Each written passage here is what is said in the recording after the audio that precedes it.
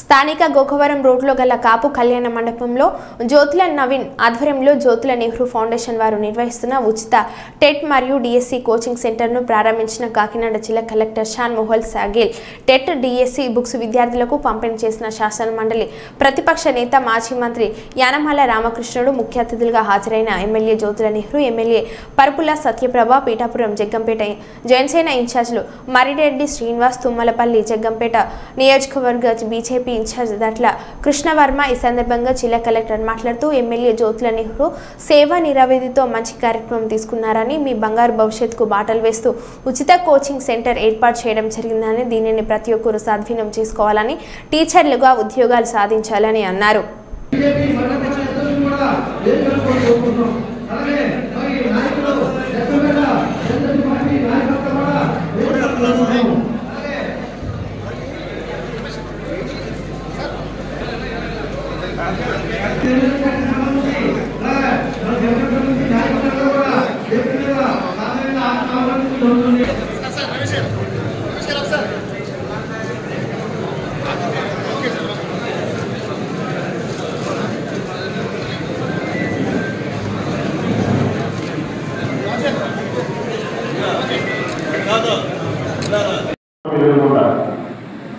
దాని పక్కన ఉన్నటువంటి ఊళ్ళన్నీ కూడా పెద్ద పెద్ద వ్యాన్లతో కనపడతాయి.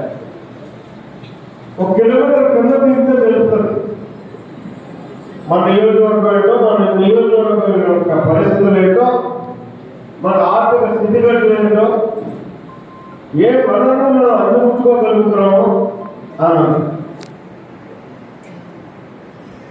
అందుకోసమే ఇవాళ కనీసం 470 మంది ఇక్కడికి కోచింగ్ నేర్చుకోవడానికి వచ్చారు, తీసుకోవడానికి వచ్చారు.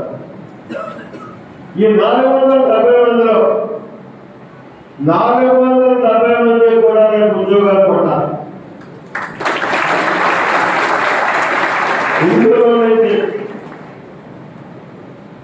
ప్రైవేట్ కోచింగ్ సెంటర్స్ ఏ రకంగా అయితే మొత్తం క్యాండిడేట్స్ పక్కగా పెట్టి 10 మందిలో 20 మందిలో తీసి స్టేట్ ఫస్ట్కి వెళ్ళేటటువంటి విధానంలో, స్టేట్ ర్యాంకులు తెచ్చుకునేటటువంటి విధానంలో ప్రయాణం చేయాలనేటటువంటి ఆలోచన కూడా ఉన్నారు. ఇదంతా ఆశ. ఎందుకంటే నా ప్రాంతంలో మీరు ఉపాధ్యాయులుగా తయారై బయటకు వస్తే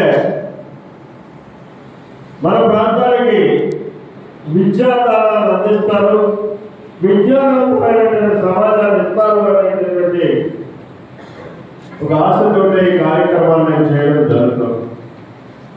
అయితే నా ఆలోచన ఎంతవరకు నెరవేరుతాయో నాకు తెలియదు, కానీ ఇవాళ